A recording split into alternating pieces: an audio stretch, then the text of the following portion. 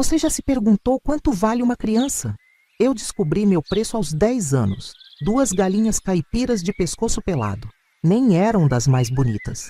Hoje, com mais de 70 janeiros nas costas, ainda sinto o gosto amargo dessa descoberta na boca. Algumas feridas cicatrizam, mas nunca desaparecem por completo. Me chamo Teresa.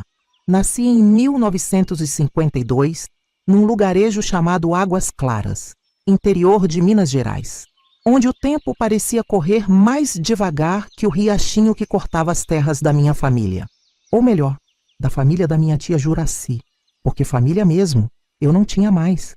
Quando fecho os olhos agora, ainda consigo ouvir o barulho daquele Chevrolet preto parando na frente da casa de pau a pique, o cheiro da terra molhada depois da chuva, o rangido das dobradiças do portão de madeira, as galinhas ciscando no terreiro, sem saber que 2 delas se tornariam minha moeda de troca naquela tarde ensolarada de janeiro.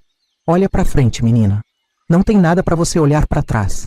Essas foram as palavras da minha tia enquanto me empurrava para dentro daquele carro reluzente, com minhas poucas roupas embrulhadas num pano de prato velho. Eu não chorei. Aprendi cedo que lágrimas não comovem quem já decidiu que você não importa. O homem se chamava Arlindo Mendonça.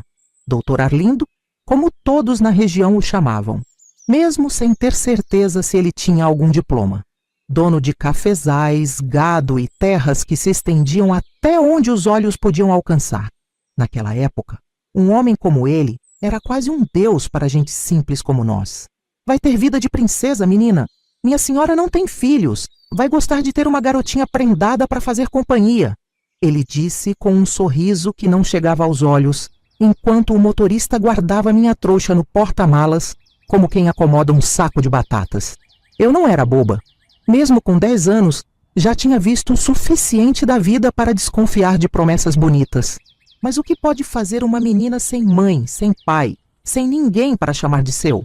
Quando você não tem escolhas, qualquer caminho parece ser o único. O carro avançou pela estrada de terra vermelha, levantando poeira que tingia tudo de um tom alaranjado. Pela janela traseira, vi minha tia recebendo algo embrulhado num jornal. Dinheiro, eu soube depois, enquanto as 2 galinhas cacarejavam no terreiro, alheias ao papel que acabavam de desempenhar na minha vida. Algumas pessoas perguntam por que guardo essa história por tantos anos. Por que não deixei essa dor para trás, junto com o século passado? Talvez porque certas experiências não são como roupas velhas que você pode simplesmente descartar. Elas se tornam parte de quem você é, como os anéis no tronco de uma árvore.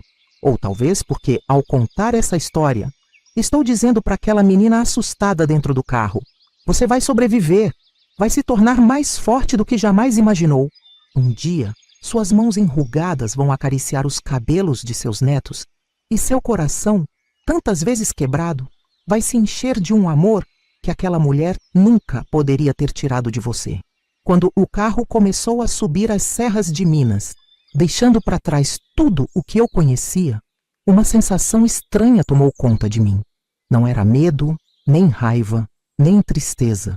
Era uma espécie de vazio, como se eu estivesse flutuando fora do meu próprio corpo, observando aquela cena acontecer com outra pessoa. O Dr. Arlindo falava sobre sua fazenda, sobre como eu teria roupas novas, como aprenderia coisas de gente fina. Eu apenas assentia, hipnotizada pelo movimento das árvores passando pela janela. Dentro de mim, algo dizia que as promessas dele eram como nuvens de verão, bonitas de longe, mas sem substância quando você tenta tocá-las. Eu estava certa. Quando as porteiras da fazenda Bom Retiro se abriram para nos receber, não foi para a casa grande que me levaram. O carro não parou na entrada majestosa com colunas brancas que eu havia visto de longe. Contornamos a propriedade até os fundos, onde um conjunto de casinhas de tijolo aparente abrigava os trabalhadores. A dona Carmela vai te explicar tudo, disse o doutor, já sem o sorriso afável que exibira para minha tia. E vê se aprende rápido. Não gosto de gastar meu tempo ensinando o que já devia saber.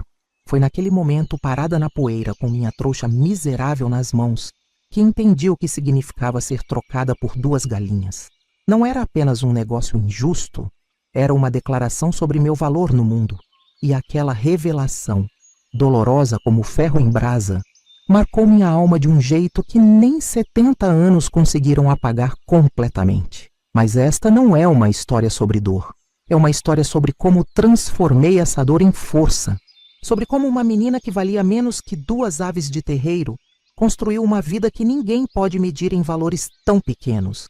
A casa onde nasci ficava na beira de um córrego que transbordava na época das chuvas. Era uma construção simples, de barro e madeira, com telhado de sapê que precisava ser refeito a cada 3 anos. O chão de terra batida era varrido todos os dias pela minha mãe, Dona Sebastiana, mulher de mãos calejadas e sorriso fácil, mesmo quando a vida insistia em mostrar seus dentes afiados. Meu pai, Joaquim, trabalhava na roça dos outros, acordava antes do sol e voltava quando as estrelas já estavam no céu. Homem de poucas palavras e muito suor, carregava nos ombros o peso de alimentar 5 bocas com o pouco que ganhava. Eu era a caçula, a raspa do tacho, como ele dizia enquanto me colocava no colo nos raros momentos de descanso. Nossa vida não era fácil, mas era nossa. Nos domingos íamos todos à igrejinha da vila. Mamãe usava seu único vestido bom, azul com flores brancas, já desbotado nas bordas. Papai calçava os sapatos guardados numa caixa durante a semana inteira. Meus 3 irmãos mais velhos, Antônio, José e Maria, reclamavam das roupas engomadas, mas obedeciam ao olhar severo de nossa mãe. Tínhamos o necessário, comida na mesa, mesmo que fosse apenas angu com couve, teto sobre nossas cabeças e o carinho que transformava nossa pobreza em algo suportável. À noite, sob a luz de lamparina, mamãe contava histórias de assombração e de santos, enquanto suas mãos habilidosas remendavam roupas ou teciam esteiras de palha que vendia na feira. Então veio a febre. Começou com meu pai numa tarde de outubro. Pensamos que fosse cansaço, o corpo cobrando as horas excessivas na colheita de café. Mas logo, o suor frio e os tremores mostraram que era algo pior. O médico só vinha à vila 1 vez por mês e faltavam 2 semanas para sua visita. Quando chegou, já era tarde demais. A doença foi impiedosa, como se tivesse pressa. Levou meu pai em poucos dias. Depois, como uma fogueira descontrolada, saltou para meus irmãos Antônio e José. Mamãe se recusava a deixar o lado deles, mesmo quando o curandeiro do povoado advertiu que a enfermidade estava no ar. Se for a vontade de Deus me levar junto, que assim seja, ela dizia, trocando as compressas de água com ervas que pouco efeito tinham contra aquela febre devastadora. Maria e eu fomos poupadas naquele primeiro momento, mas não mamãe. Uma manhã, acordei e a encontrei deitada ao lado dos meus irmãos, sua testa quente como brasa e os olhos vidrados, delirando sobre anjos e procissões. Teresa, ela chamou num momento de lucidez, segurando minha mão com uma força que não combinava com seu corpo frágil. Cuida da Maria. Vocês precisam ficar juntas. Eu tinha apenas 7 anos quando prometi o que não poderia cumprir. Naquela mesma noite, mamãe fechou os olhos pela última vez. Um sorriso sereno no rosto, como se estivesse apenas dormindo após um dia de trabalho. Os vizinhos ajudaram no enterro. 4 caixões simples, descendo para a terra do pequeno cemitério local. O padre rezou uma missa coletiva, mencionar do que os chamara tão cedo, mistérios da providência divina. Foi sua explicação para 2 crianças que olhavam sem entender por que Deus precisava tanto de sua família. Foi tia Juraci quem veio nos buscar. Irmã mais velha de mamãe, vivia no outro lado do município com o marido, tio Zeca, e suas 3 filhas. Chegou de carroça, o rosto fechado como o céu antes de tempestade, e começou a separar o que valia a pena levar entre nossos poucos pertences. 2 bocas a mais para alimentar. Ela resmungou enquanto dobrava o vestido azul de mamãe e o colocava numa trouxa. O Zeca vai ficar uma fera. Minha irmã Maria tinha 12 anos e já sabia trabalhar como gente grande. Logo se tornou útil na casa da tia, ajudando na cozinha, na roça e nos cuidados com as primas menores. Eu, por outro lado, era pequena demais para serviços pesados e grande demais para não dar trabalho. Essa aí só serve para comer, tia Juraci comentava com as comadres que vinham visitar. Nem para espantar galinha do quintal tem serventia. Por 3 anos, Vivi como sombra naquela casa. Dormia num canto da cozinha, em cima de uma esteira velha. Comia depois que todos já tinham se servido, geralmente os restos que sobravam na panela. Usava as roupas descartadas por minhas primas, sempre grandes demais e cheias de remendos. Maria tentava me proteger, dando-me porções extras de comida escondida ou defendendo-me quando tia Juraci levantava a mão para me bater por alguma travessura imaginária. Mas até isso teve fim quando minha irmã completou 15 anos.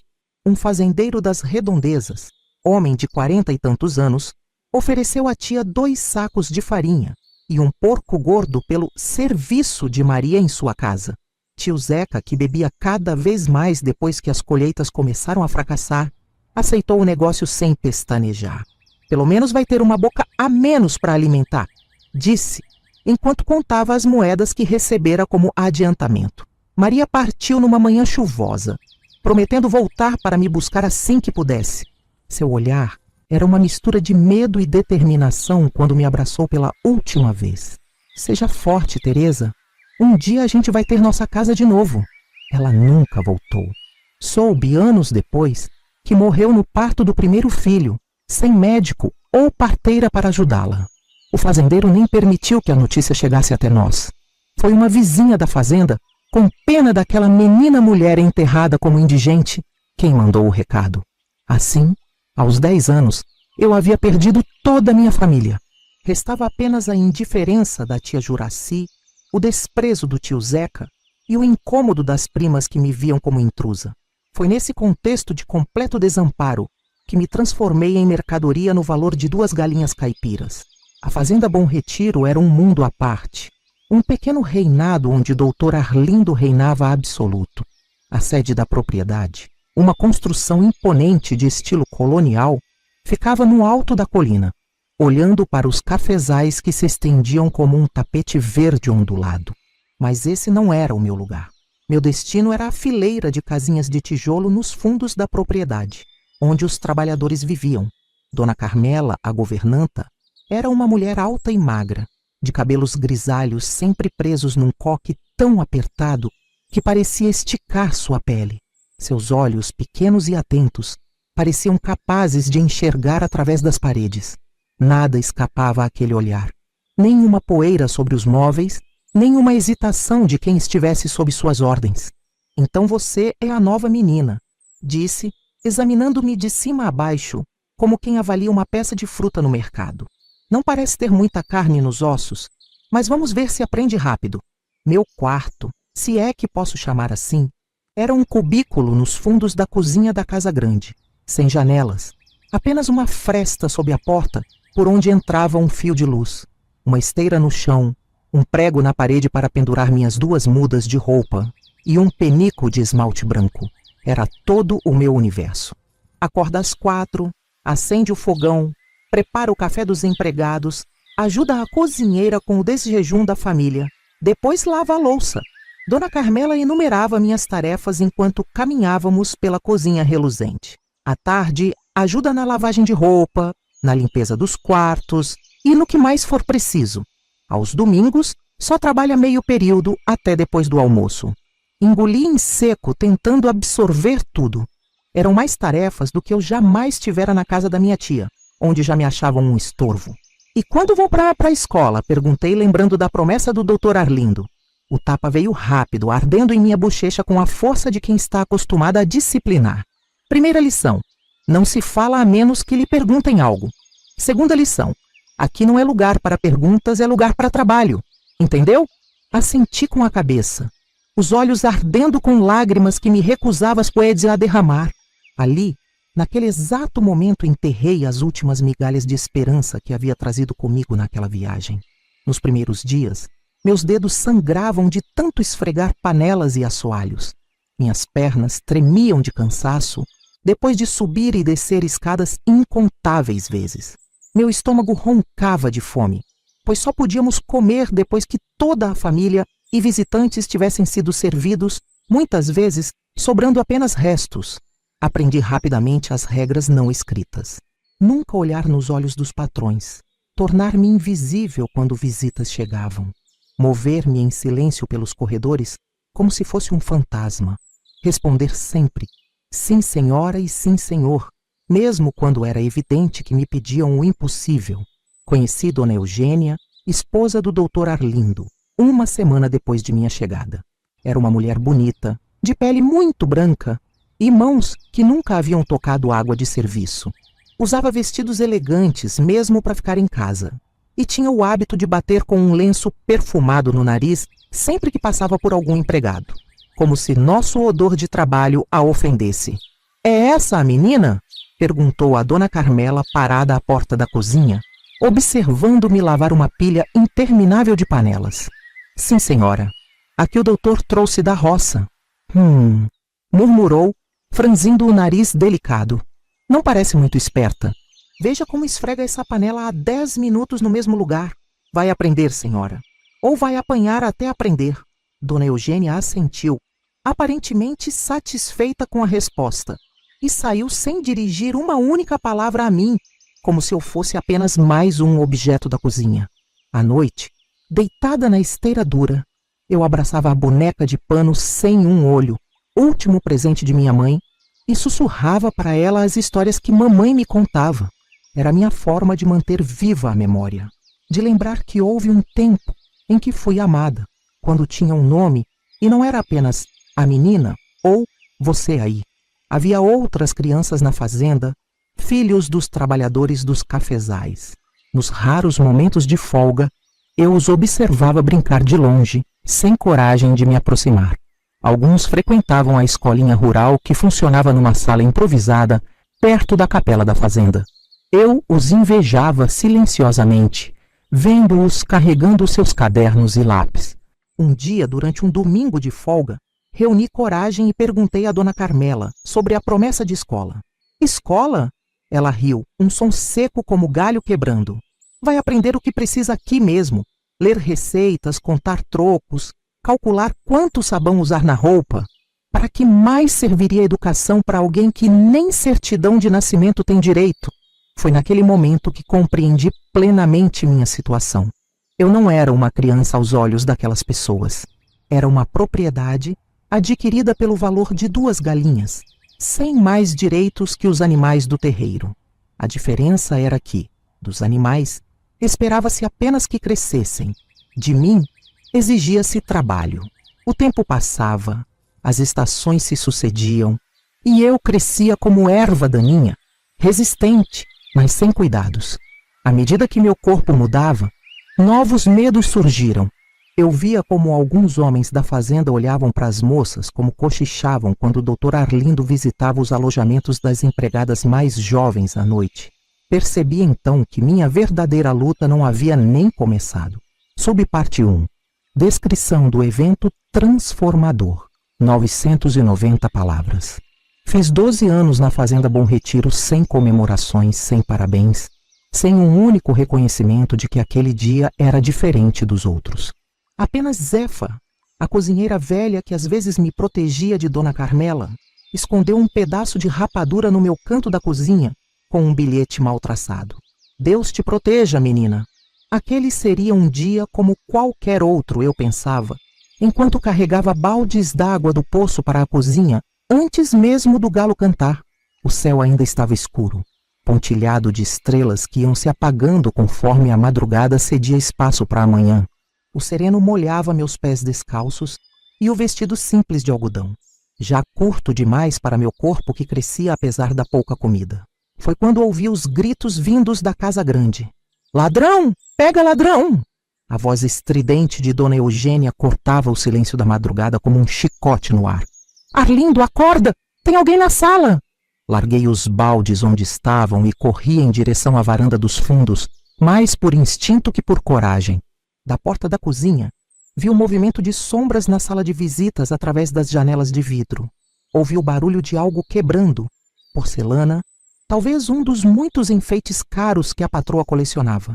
"Chama os capangas! Chama a polícia!" Dona Eugênia continuava gritando agora de seu quarto sem ousar descer. Vi quando 2 homens saíram correndo pela porta da frente, carregando algo em sacos.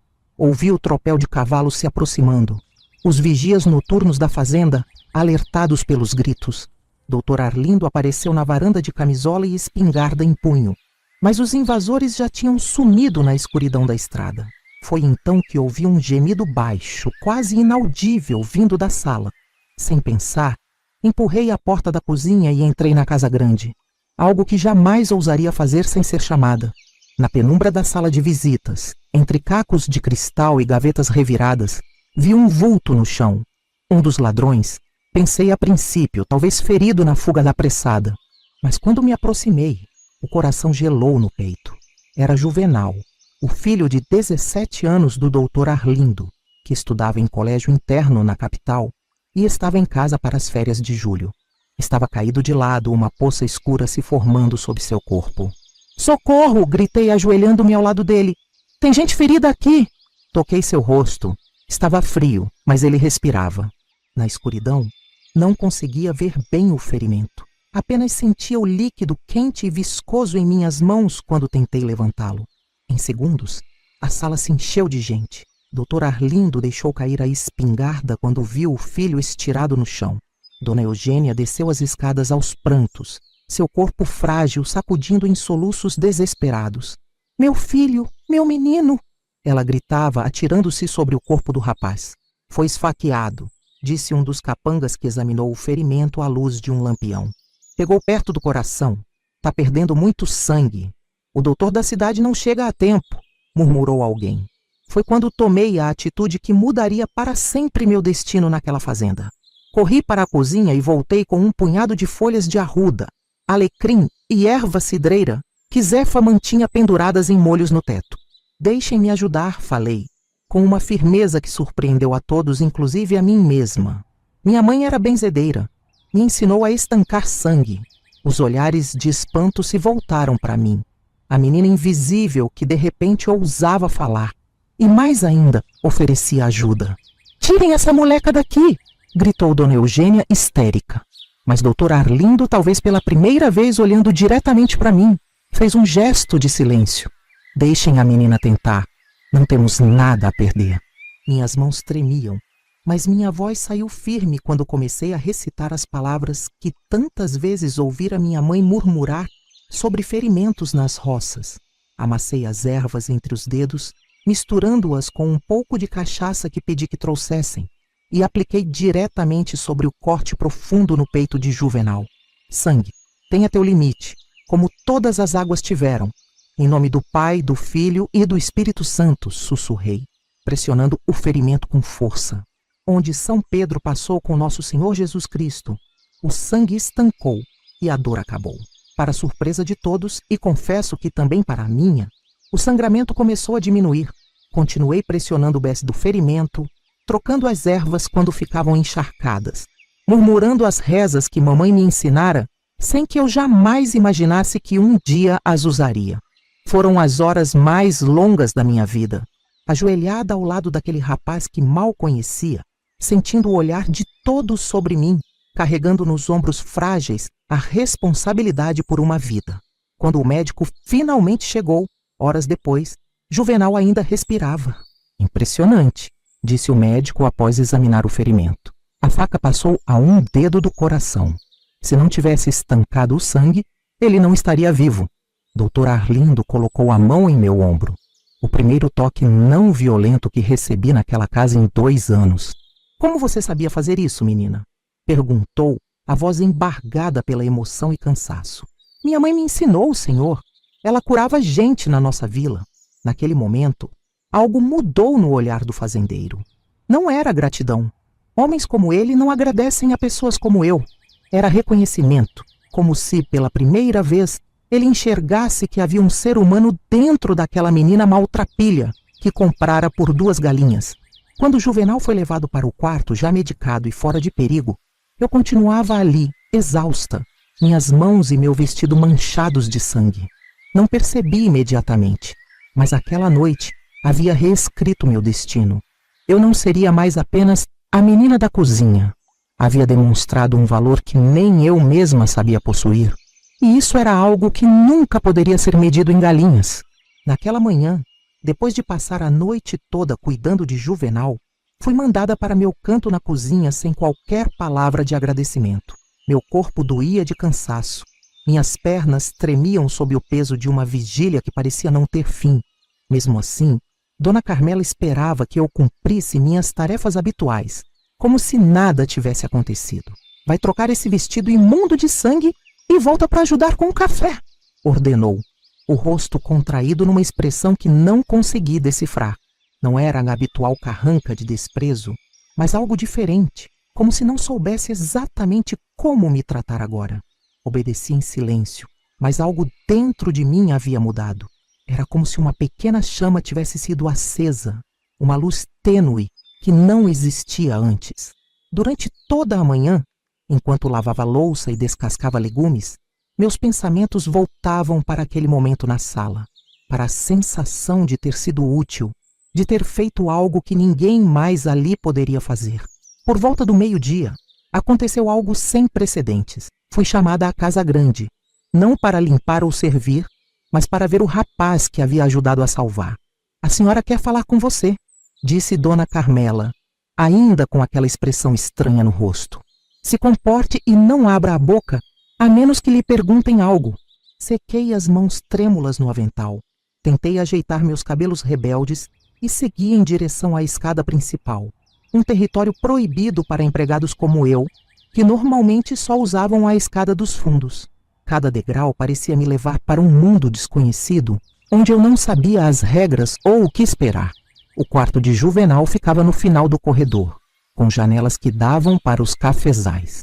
Era um cômodo espaçoso, com móveis de madeira escura e uma cama grande onde o rapaz repousava, pálido mas consciente. Dona Eugênia estava sentada ao seu lado, segurando sua mão como se temesse que ele pudesse desaparecer a qualquer momento. Aproxime-se, disse ela, sem o habitual desdém na voz. Havia algo mais ali. Não gratidão, certamente, mas talvez uma espécie de respeito relutante. Dei 3 passos hesitantes e parei, mantendo a cabeça baixa como havia aprendido. Meu filho quer agradecer pelo que fez, continuou ela, as palavras parecendo arrancar um pedaço de seu orgulho a cada sílaba. Juvenal sorriu fracamente, um gesto que iluminou seu rosto jovem apesar da palidez. A senhora da cozinha, disse ele, a voz pouco mais que um sussurro. Dizem que você salvou minha vida. Só fiz o que minha mãe me ensinou, senhor, respondi, a voz quase sumindo de nervosismo. Como se chama? A pergunta me pegou desprevenida. Em 2 anos naquela fazenda, ninguém da família havia se interessado pelo meu nome. Eu era simplesmente a menina, ou a ajudante da cozinha, ou, nos dias ruins, aquela moleca insolente. Teresa, senhor.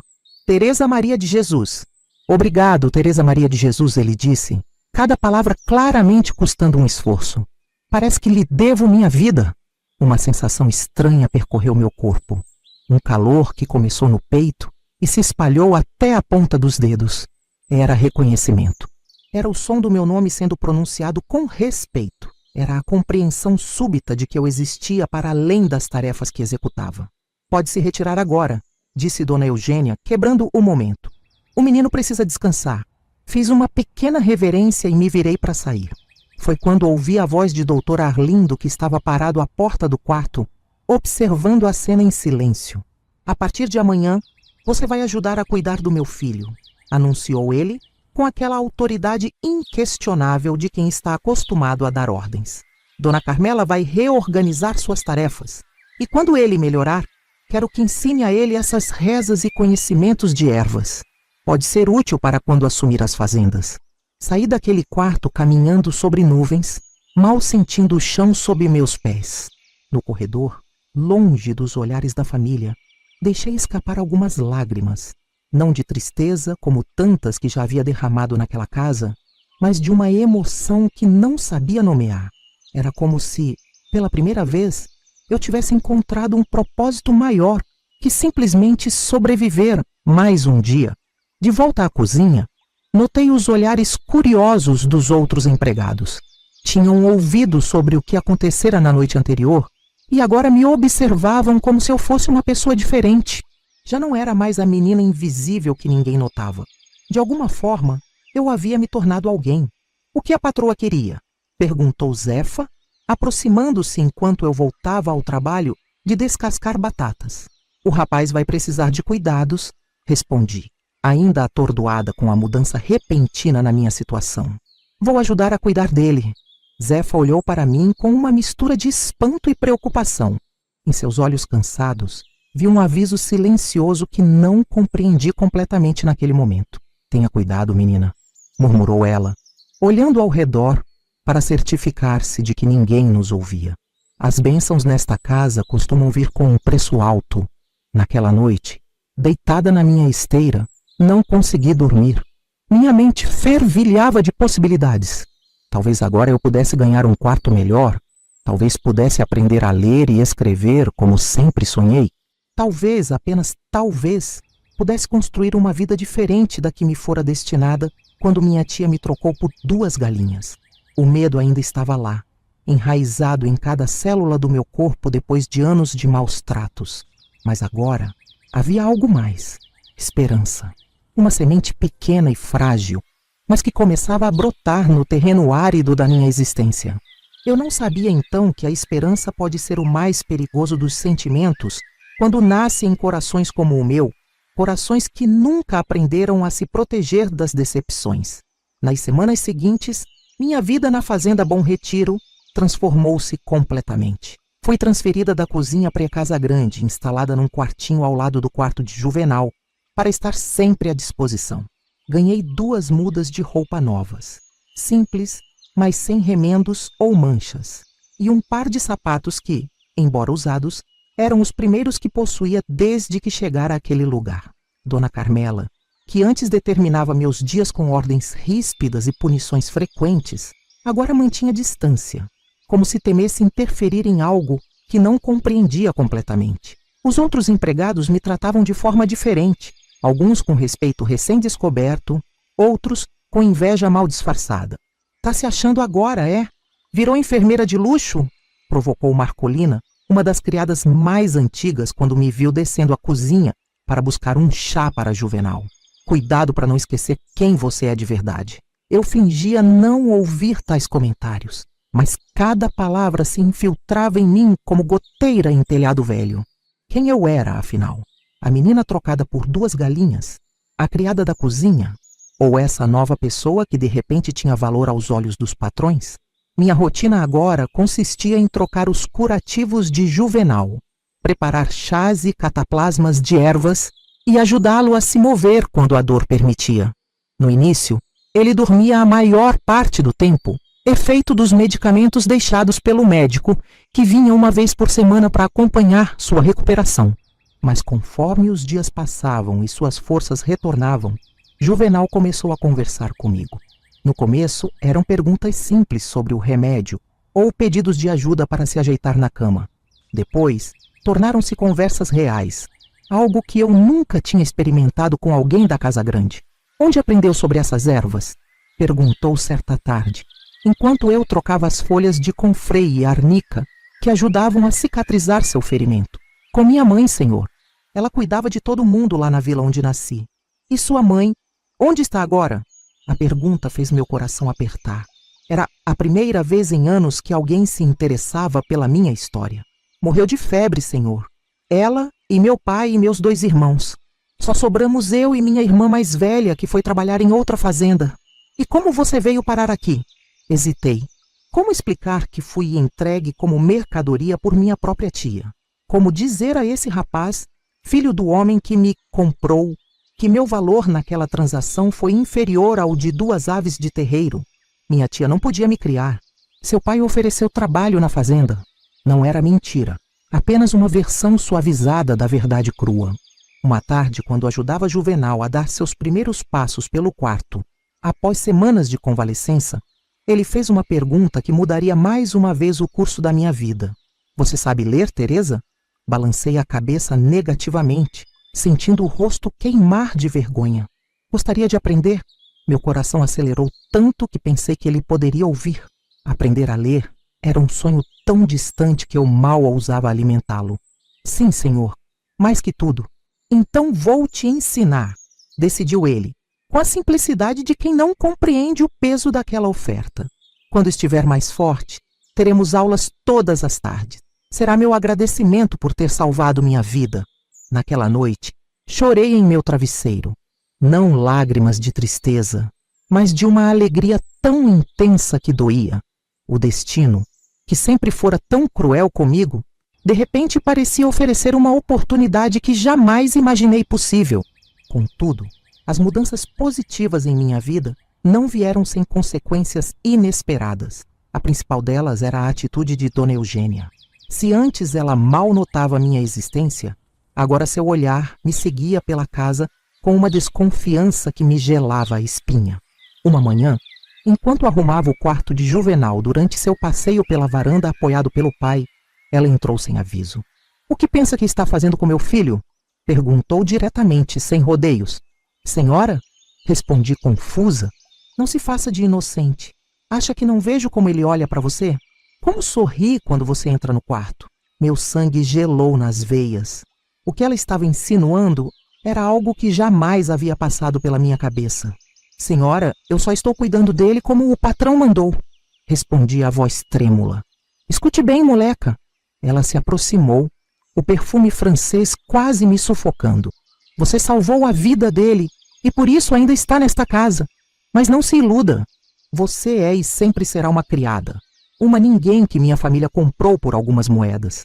Juvenal vai para a Europa ano que vem completar os estudos, vai se casar com uma moça de boa família e vai esquecer que você existe." Cada palavra era como uma agulha que perfurava a frágil bolha de esperança que eu vinha cultivando nas últimas semanas. "E se me der motivos para desconfiar de suas intenções", continuou ela, "juro que vai desejar nunca ter posto os pés nesta fazenda." Quando ela saiu, deixando para trás apenas o eco de sua ameaça e o aroma pesado de seu perfume, senti minhas pernas fraquejarem.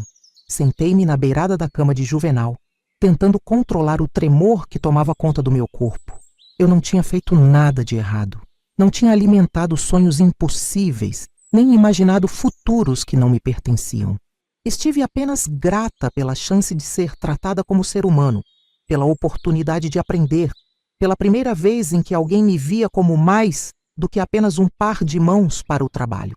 Mas as palavras de Dona Eugênia me lembraram cruelmente da realidade. Eu era propriedade, não pessoa. Um investimento que rendera um retorno inesperado quando salvei seu filho.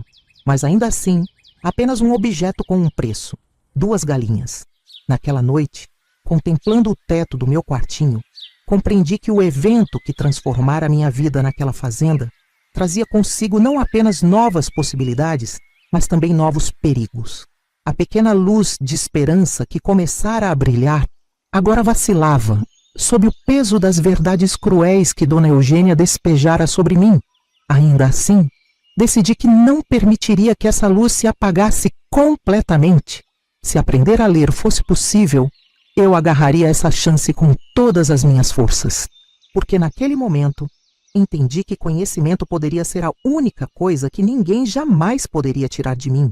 As aulas de leitura começaram numa tarde de setembro, quando Juvenal já conseguia sentar-se à escrivaninha por períodos mais longos. O médico havia autorizado atividades leves, desde que não exigissem esforço físico. Ensinar alguém a ler é um bom exercício para a mente, dissera o doutor, sem imaginar o impacto que essas palavras teriam na minha vida. Juvenal era um professor paciente, algo que me surpreendeu. Meninos ricos costumam ser impacientes, mimados, pelo menos era o que eu pensava, baseada no pouco que conhecia.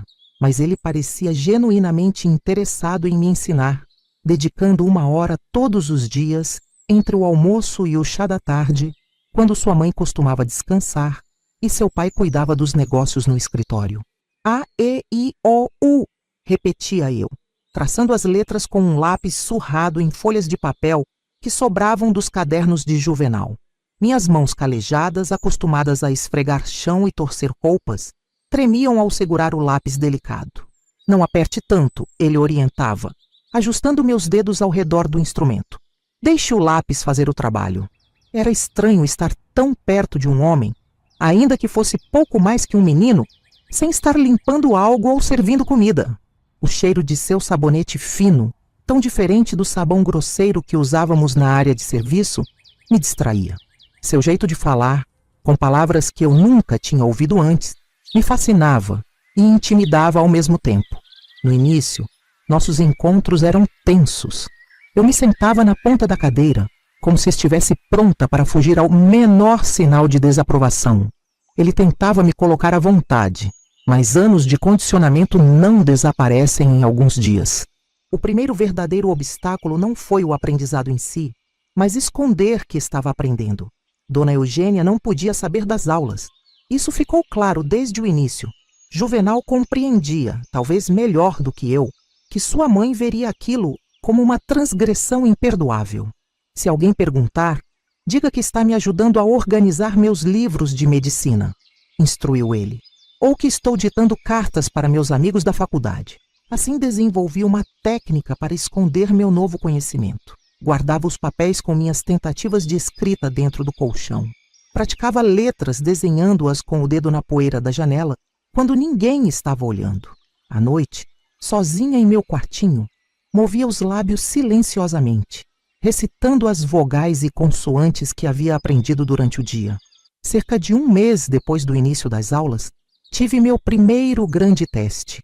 Dona Carmela me encontrou saindo do quarto de Juvenal com um livro na mão, um dicionário que ele havia me emprestado para praticar à noite.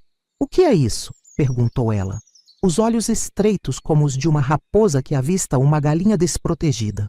"O senhor Juvenal pediu para eu limpar a poeira dos livros dele, senhora", respondi, o coração batendo tão forte que temi que ela pudesse ouvi-lo. "Estou levando um por um." Ela estendeu a mão, exigindo ver o volume. Entreguei-o, tentando parecer desinteressada, como se aquilo fosse apenas mais um objeto para limpar. Ela folheou algumas páginas, talvez procurando alguma evidência, alguma nota ou marca que provasse minhas verdadeiras intenções. "Desde quando limpeza de livros é sua função?" perguntou, devolvendo o dicionário com evidente desconfiança. "Desde que o doutor mandou que eu cuidasse de tudo que o senhor Juvenal precisasse, senhora", respondi. E dessa vez consegui manter a voz firme. Ela não disse mais nada, mas percebi que a partir daquele dia, seus olhos me seguiam com mais frequência, como se eu fosse um problema esperando para acontecer. O progresso com a leitura foi lento, dolorosamente lento. Minha mente, nunca treinada para o estudo formal, lutava para fazer as conexões que pareciam tão óbvias para Juvenal. As letras dançavam diante dos meus olhos, recusando-se a formar palavras. Muitas vezes terminava nossas sessões com uma dor de cabeça latejante e lágrimas de frustração contidas. "Por que é tão difícil?" perguntei um dia, depois de falhar repetidamente em ler uma frase simples. "Porque você começou tarde", respondeu ele, sem julgamento. "A maioria das pessoas aprende quando criança, mas isso não significa que você não possa aprender agora. Apenas levará mais tempo e esforço. E se eu nunca conseguir?" "Vai conseguir", ele afirmou, com uma convicção que eu não compartilhava. "Você é a pessoa mais determinada que já conheci, Teresa. Salvou minha vida quando todos pensaram que eu morreria. Ler algumas palavras é moleza perto disso." Sua confiança em mim era algo novo e desconcertante. Ninguém nunca havia acreditado nas minhas capacidades antes. Para minha tia, eu era um fardo. Para Dona Carmela, uma serviçal inadequada. Para Dona Eugênia, uma ameaça. Mas para Juvenal, eu era alguém com potencial. Esse voto de confiança era um peso e um presente ao mesmo tempo. Nos dias em que eu queria desistir, quando as letras pareciam inimigos invencíveis, lembrava-me de seu olhar sincero e voltava a tentar. Houve também desafios físicos. Embora meu quartinho ao lado do quarto de Juvenal fosse luxuoso comparado ao canto da cozinha, onde dormia antes, ainda era uma acomodação de serviçal. O colchão fino sobre uma base de tábuas fazia meus ossos doerem toda manhã. As tarefas domésticas, embora reduzidas, ainda ocupavam boa parte do meu dia. Minhas mãos, ásperas de tanto trabalho, formavam calos novos pelo uso do lápis. O maior desafio, porém, era interno. Anos de desvalorização haviam me ensinado a não sonhar, a não querer mais do que o mínimo para sobreviver. Agora, a possibilidade de aprender a ler, um privilégio que nunca imaginei ter, despertava em mim ambições adormecidas. E se eu pudesse aprender mais? E se pudesse ler livros inteiros, como os que enchiam as estantes da biblioteca da Casa Grande. E se houvesse um mundo além da Fazenda Bom Retiro, um lugar onde meninas trocadas por galinhas pudessem se tornar pessoas de verdade? Esses pensamentos eram perigosos. Eram sementes de esperança plantadas em solo fértil demais, crescendo tão rápido que ameaçavam romper os muros cuidadosamente construídos ao redor do meu coração.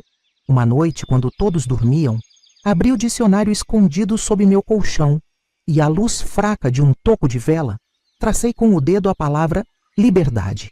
Não conseguia lê-la ainda, mas Juvenal havia me mostrado como ela se escrevia. 6 letras que continham um mundo de possibilidades que eu mal ousava imaginar. Naquela noite, adormeci com o dicionário abraçado ao peito, como se pudesse absorver o conhecimento por osmose durante o sono.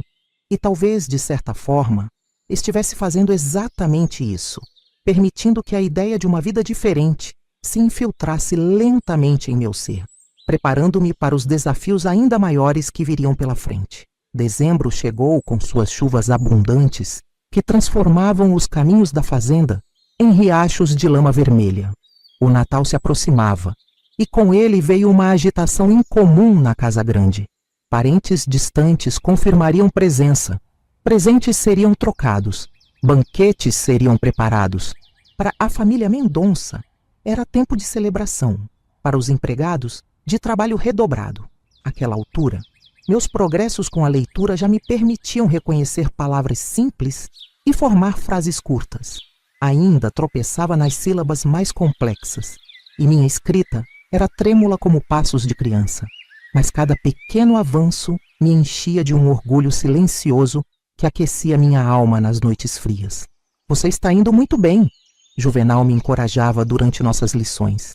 Em breve poderá ler um livro inteiro sozinha. Seu ferimento estava quase completamente cicatrizado. Logo voltaria para a capital, retomaria seus estudos de medicina e nossas aulas chegariam ao fim. Essa perspectiva me angustiava mais do que eu ousava admitir. Foi nesse contexto que cometi meu primeiro grande erro, impulsionada pelo desejo de provar meu valor antes que meu tempo com Juvenal acabasse. Dona Eugênia havia encomendado cartões de Natal personalizados para enviar aos parentes e amigos influentes. Caixas e mais caixas chegaram da capital, contendo centenas de cartões que precisavam ser assinados e endereçados. Como estava ocupada com os preparativos para a festa, delegou a tarefa para uma de suas sobrinhas, que passaria a temporada de festas na fazenda. Numa tarde, enquanto arrumava o quarto de hóspedes, encontrei a jovem Clarice, uma menina de 15 anos com cachos dourados e sardas pelo nariz, frustrada diante de uma pilha de envelopes. É um absurdo! São mais de 200 cartões para endereçar até amanhã, reclamava ela para si mesma. Vou perder o passeio a cavalo com meus primos. Hesitei por um momento, dividida entre o instinto de me manter invisível e o desejo recém-descoberto de ser útil de maneiras que iam além da simples servidão. Finalmente, reuni coragem. Se a senhorita permitir, posso ajudar? Ofereci, mantendo os olhos baixos como havia aprendido.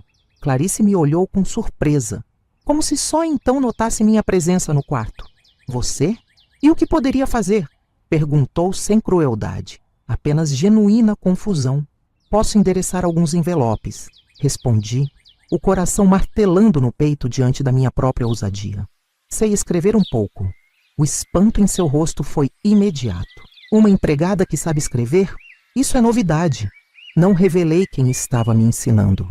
Em vez disso, murmurei algo vago sobre ter aprendido um pouco com os filhos dos trabalhadores que frequentavam a escola rural. Após um momento de hesitação, Clarice deu de ombros. Bem, não tenho nada a perder. Vamos ver o que pode fazer.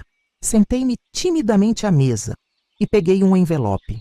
Minhas mãos tremiam tanto que quase derramei o tinteiro. Com o máximo de cuidado, copiei o primeiro endereço da lista que ela me entregou. A caligrafia era desajeitada, mas legível. Não está tão ruim, admitiu Clarice, examinando meu trabalho. Pode continuar com estes da primeira página, enquanto vou me trocar para o almoço. Durante a hora seguinte, trabalhei com a concentração de um ourive sobre uma joia preciosa. Cada letra era formada com cuidado. cada endereço verificado 2 vezes. Quando Clarice retornou, havia completado quase 20 envelopes. "Nossa, você é rápida!" exclamou ela, evidentemente aliviada por ver a pilha diminuída. "Continue assim e terminaremos antes do jantar." Sentei-me novamente, agora mais confiante, e comecei a endereçar outro envelope. Foi quando a porta se abriu abruptamente. "Clarice, sua mãe está procurando..." Dona Eugênia parou no meio da frase ao me ver sentada à escrivaninha, caneta na mão. Seu rosto empalideceu, depois enrubesceu de raiva. "O que significa isso?" "Tia Eugênia, ela está me ajudando com os cartões", explicou Clarice, confusa com a reação da tia. "E é bastante eficiente." "Saia", ordenou Dona Eugênia, os olhos fixos em mim como punhais. Agora, levantei-me rapidamente, deixando a caneta cair no processo. Uma mancha de tinta espalhou-se pelo envelope, arruinando-o completamente. "Olha o que fez!" gritou ela, apontando para a mancha como se fosse uma prova irrefutável da minha inadequação. "Desculpe, senhora", murmurei, recuando em direção à porta.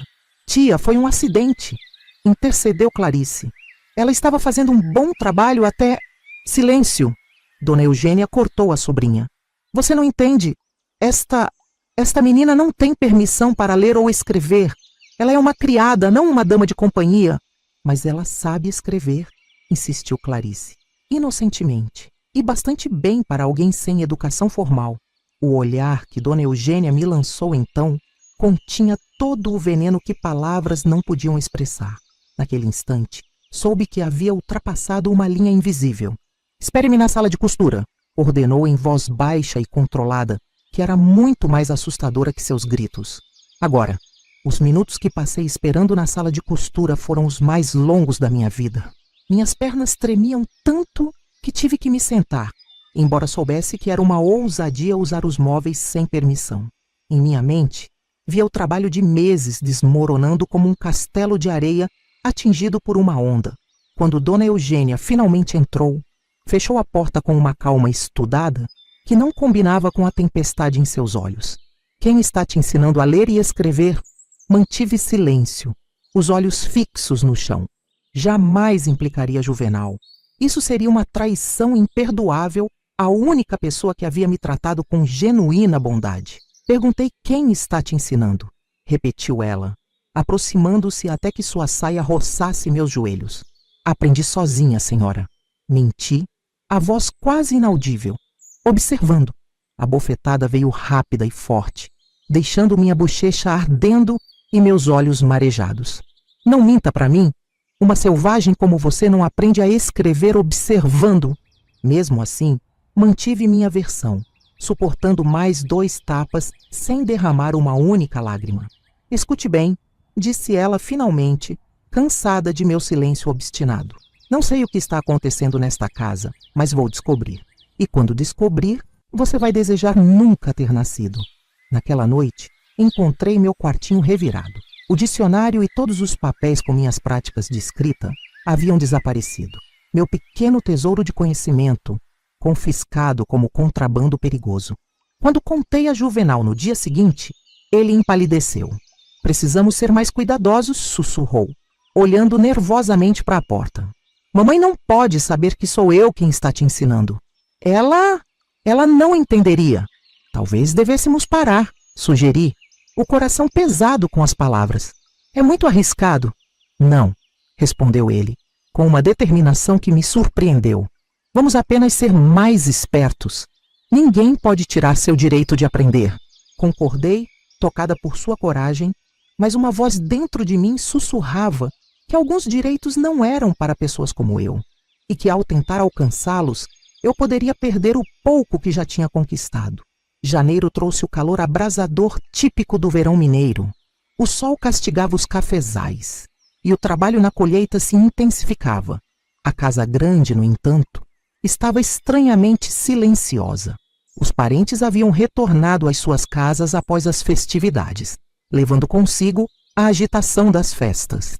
Apenas a tensão permanecia, densa e palpável como a umidade antes de uma tempestade. Depois do incidente com os cartões de Natal, minhas aulas com Juvenal tornaram-se clandestinas e esparsas. Já não ousávamos usar livros ou papéis que pudessem ser descobertos. Em vez disso, ele traçava letras na palma da minha mão ou desenhava palavras no ar que eu tentava decifrar.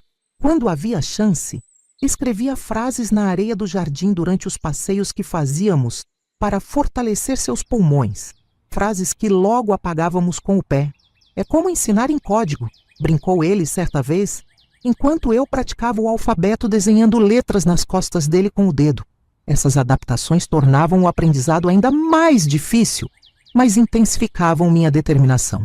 Cada obstáculo parecia alimentar uma fogueira dentro de mim, um fogo que nem toda a oposição de Dona Eugênia conseguiria apagar. Foi nesse mesmo mês que aprendi 2 lições fundamentais, nenhuma delas relacionada ao alfabeto. A primeira veio através de Zefa, a velha cozinheira que sempre mantivera uma distância cautelosa, mas protetora, em relação a mim. Uma tarde, enquanto eu pegava ervas para um chá que Juvenal havia pedido, ela se aproximou sorrateiramente. A patroa chamou o professor da escola rural ontem, sussurrou, fingindo escolher folhas de hortelã. Perguntou se ele estava dando aulas extras para algum dos empregados da casa. Gelei por dentro, mas mantive o rosto impassível. E o que ele disse? Que não, claro. Tadinho do professor Antenor ficou branco que nem papel. Sabe que perderia o emprego se metesse o bedelho onde não é chamado. Assenti lentamente, processando a força de asba na informação. Ela não vai desistir, menina, continuou Zefa, agora selecionando o alecrim com dedos trêmulos pela idade. Ela está convencida que alguém está te ensinando e não vai sossegar até descobrir quem é. Por que ela se importa tanto? Deixei escapar a pergunta que me atormentava há semanas. Zefa olhou para os lados, certificando-se de que estávamos sozinhas, e baixou ainda mais a voz. Porque conhecimento é poder, minha filha. E gente como nós não deve ter poder nenhum. Uma empregada que sabe ler pode ler contratos, pode conhecer seus direitos, pode contar aos outros o que aprendeu. Isso assusta gente como os Mendonça. Suas palavras caíram sobre mim como revelação. Eu havia pensado na leitura como uma habilidade, como aprender a fazer crochê ou assar um bolo. Nunca como uma arma, uma ferramenta de libertação. A ideia era tão nova e perturbadora que fiquei em silêncio, absorvendo seu peso. Tenha cuidado, concluiu Zefa, afastando-se como se nossa conversa nunca tivesse acontecido. Conhecimento é como fogo, ilumina, mas também pode queimar quem não sabe manuseá-lo. A segunda lição veio do próprio Juvenal, embora de uma maneira que ele não planejara. Certa manhã, enquanto arrumava seu quarto, encontrei uma carta aberta sobre a escrivaninha. Não pretendia ler, ainda não conseguia decifrar textos longos com facilidade, mas uma frase captou meu olhar. Retornará à faculdade em fevereiro. Meu coração disparou. Fevereiro estava a apenas algumas semanas de distância. Embora soubesse que Juvenal eventualmente voltaria aos estudos, a confirmação da data tornou tudo dolorosamente real. Naquela tarde, durante nossa lição escondida no pomar, ele notou minha tristeza. O que foi, Teresa? Está tendo dificuldade com os verbos? Balancei a cabeça, incapaz de formular em palavras o vazio que sentia. Como explicar que sua partida significava muito mais que o fim das minhas aulas? Era o fim da única amizade que eu já tivera. O fim dos únicos momentos em que me sentia realmente humana. Vi uma carta hoje, confessei finalmente, sobre sua volta à faculdade. Ele ficou em silêncio por um momento, olhando para os pés de café carregados de frutos. Sim, estou quase completamente recuperado. O médico diz que posso retomar os estudos no próximo semestre. Entendo, respondi, esforçando-me para parecer feliz por ele. Deve estar ansioso para voltar. Na verdade, disse ele hesitante. Estou dividido. Quero continuar minha formação médica, mas... Deixou a frase incompleta. Mas seus olhos, quando encontraram os meus, continham algo que não consegui decifrar completamente. Talvez um lamento pelo que poderia ter sido em um mundo diferente, onde eu não fosse apenas a menina trocada por 2 galinhas e ele não fosse o herdeiro dos Mendonça. Você continuará estudando depois que eu for embora, afirmou ele, mudando de assunto abruptamente. Vou deixar alguns livros escondidos para você. E quem sabe, quando me formar e tiver minha própria clínica, possa... Novamente, não completou o pensamento. deixando-o suspenso no ar como uma promessa frágil demais para ser pronunciada. Foi então que compreendi a segunda lição crucial. Mesmo a bondade tem limites impostos pela realidade. Juvenal podia me ensinar a ler escondido, podia tratar-me com respeito e até alimentar algum afeto por mim, mas não podia mudar o mundo em que vivíamos, nem as circunstâncias que nos separavam tão definitivamente quanto um abismo. Nos dias que se seguiram, estudei com uma intensidade febril, como se pudesse absorver anos de conhecimento em semanas. Cada minuto com Juvenal tornou-se precioso, cada palavra aprendida um tesouro a ser guardado. À noite, deitada em meu catre, praticava mentalmente o alfabeto, formava palavras, imaginava frases. Liberdade, futuro, esperança. Palavras que antes não faziam parte do meu vocabulário, nem como conceito, nem como possibilidade. Uma ideia começava a se formar em minha mente, ainda nebulosa, ainda assustadora demais para ser completamente abraçada. Mas estava lá, crescendo como semente após a chuva. Quando se tem conhecimento, talvez seja possível escolher um caminho diferente daquele que outros traçaram para você. Eu não sabia ainda como essa ideia se transformaria em realidade ou quais seriam as consequências de persegui-la. Sabia apenas que a menina que chegara àquela fazenda no valor de 2 galinhas não era mais a mesma que agora contemplava as estrelas pela pequena fresta da janela, sonhando com palavras e mundos além dos cafezais. Fevereiro chegou com uma chuva fina e constante, que transformava tudo em tons de verde escuro. Os preparativos para a partida de Juvenal estavam em andamento. Malas eram arrumadas, roupas passadas com esmero, livros separados para retornarem à capital junto com seu dono. Percebi uma mudança no comportamento de Dona Eugênia.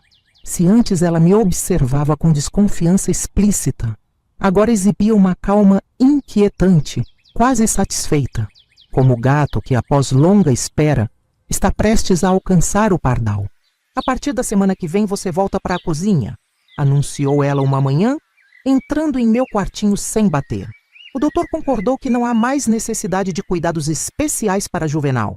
Assenti silenciosamente, embora cada palavra fosse um golpe.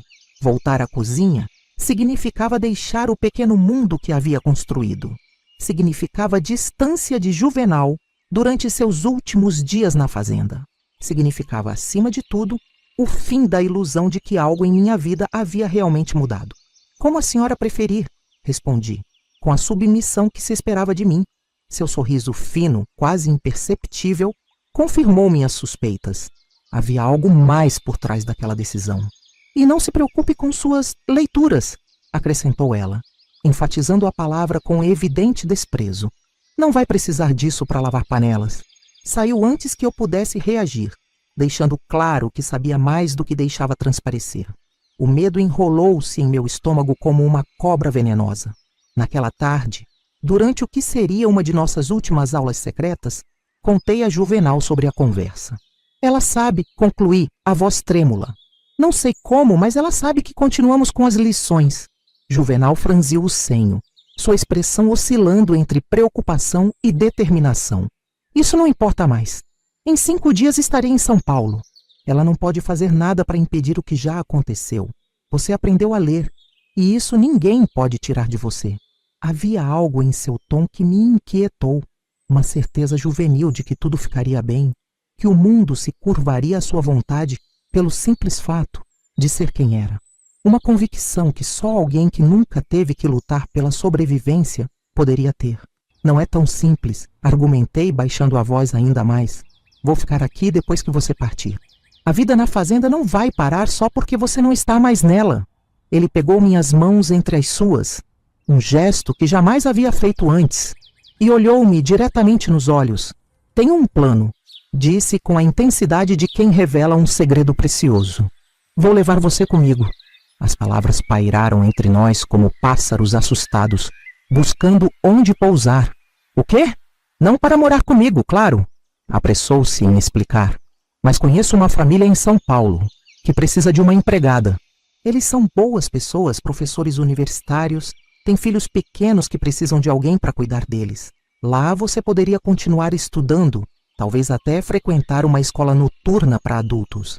A possibilidade era tão inesperada, tão completamente fora do que eu jamais imaginara para mim, que fiquei sem palavras.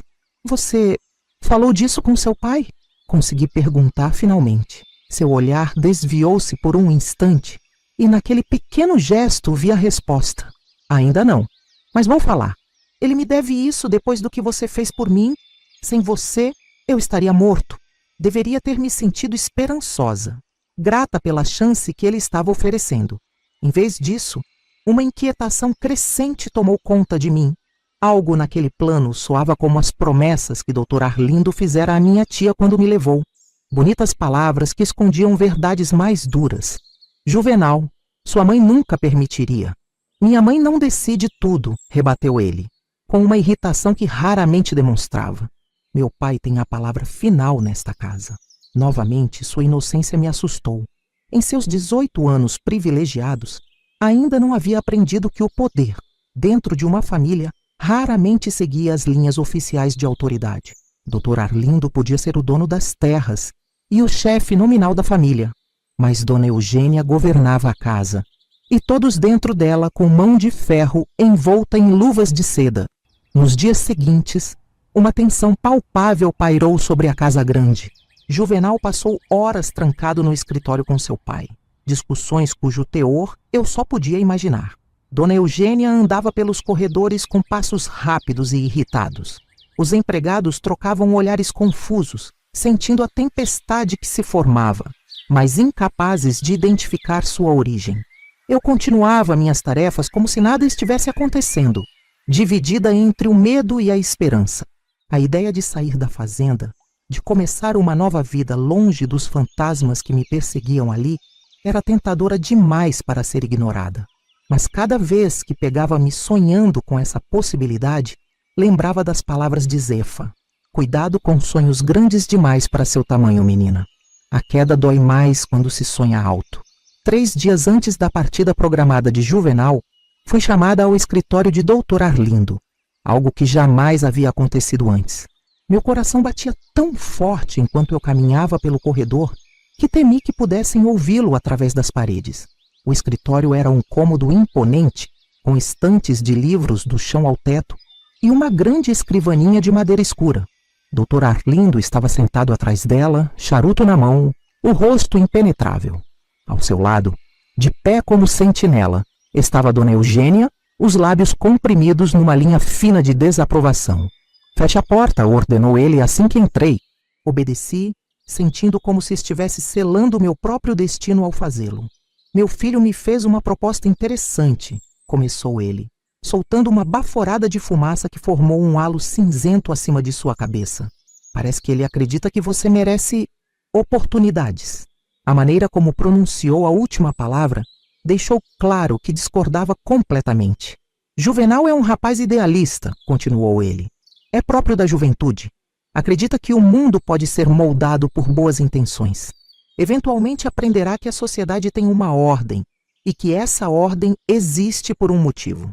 Permanecia em silêncio, os olhos baixos, as mãos cruzadas à frente do corpo como havia aprendido. Minha esposa me informou que você tem aprendido a ler e escrever, disse ele, mudando abruptamente de assunto. É verdade? Hesitei por um momento, então assenti lentamente. Sim, senhor. Um olhar rápido para Dona Eugênia confirmou o que eu já suspeitava. Não havia surpresa em seu rosto, apenas uma satisfação sombria. E quem tem te ensinado? A pergunta que eu mais temia. Aquela para a qual não tinha resposta, que não trouxesse consequências devastadoras. Naquele momento percebi que estava à beira de um precipício.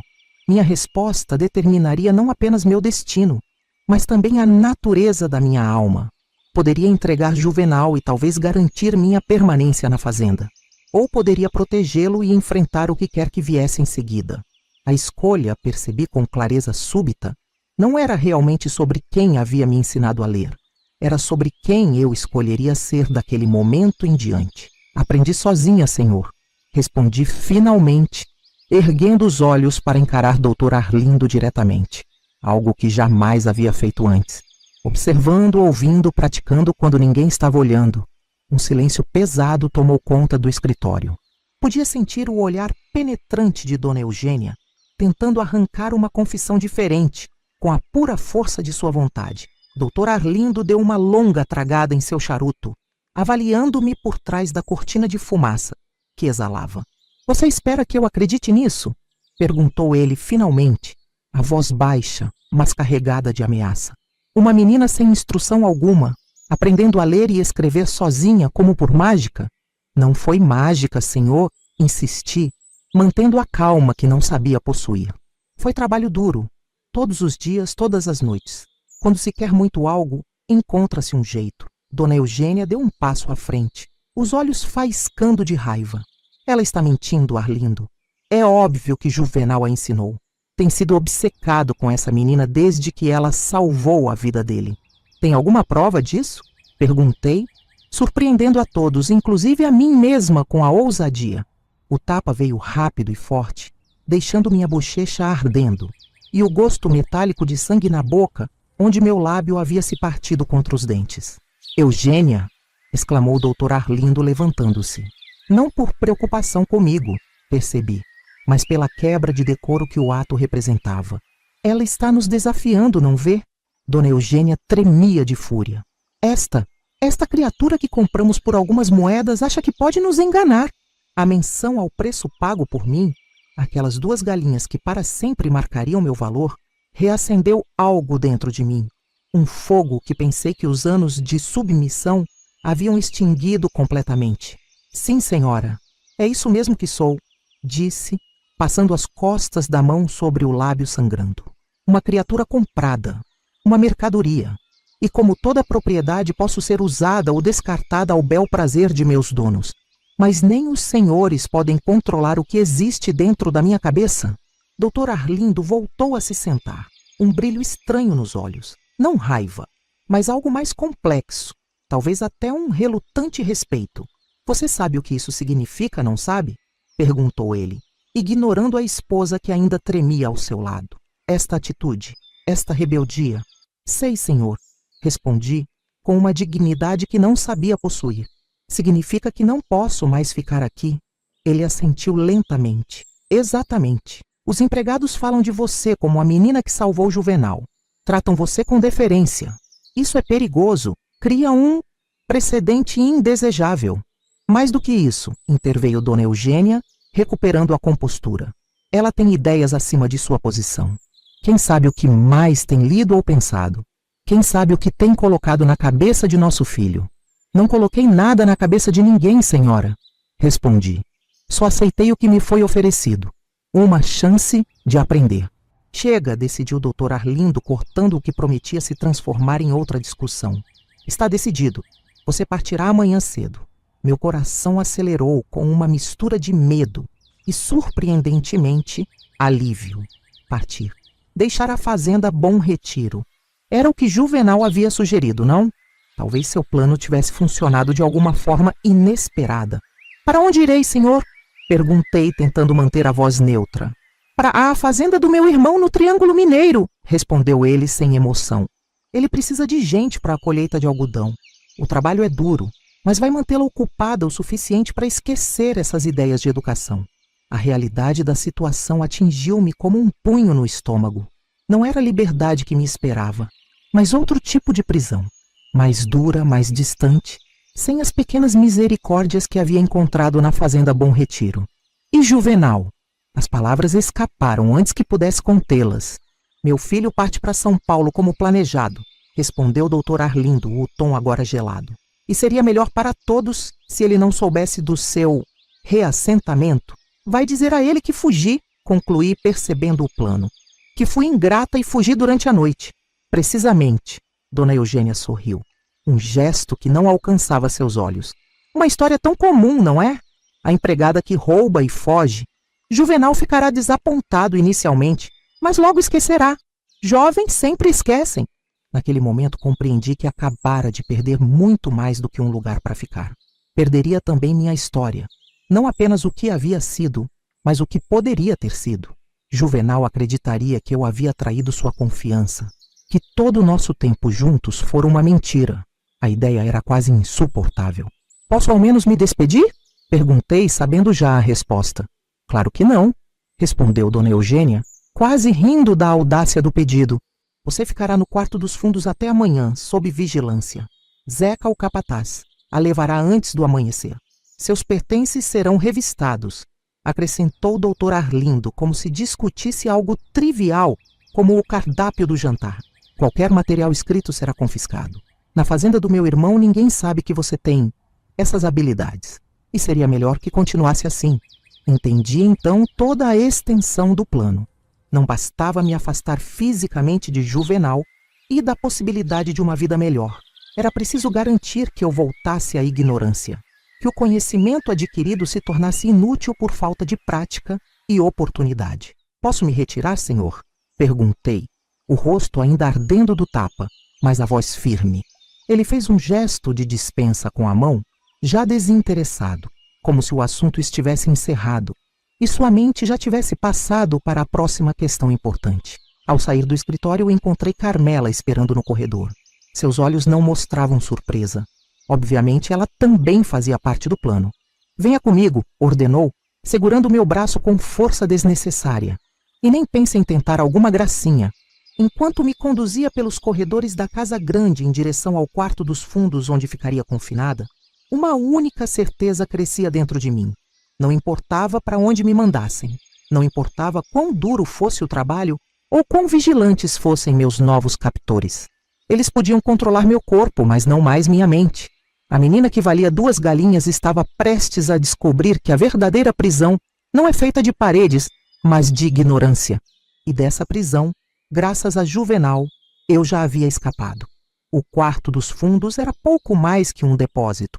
Sem janelas, apenas uma pequena fresta sob a porta permitia a entrada de uma faixa estreita de luz. O ar era pesado, cheirando a mofo e produtos de limpeza. Um catre velho foi trazido para que eu pudesse descansar durante a noite, mas o sono estava longe de meus pensamentos. Sentei-me no canto mais distante da porta, abraçando os joelhos contra o peito, tentando organizar a tempestade de emoções que me consumia. Raiva, medo, desespero e, surpreendentemente, uma centelha de determinação que se recusava a se apagar. Horas se passaram. Ouvi os sons da casa se acalmando gradualmente, portas se fechando, vozes diminuindo, passos se afastando.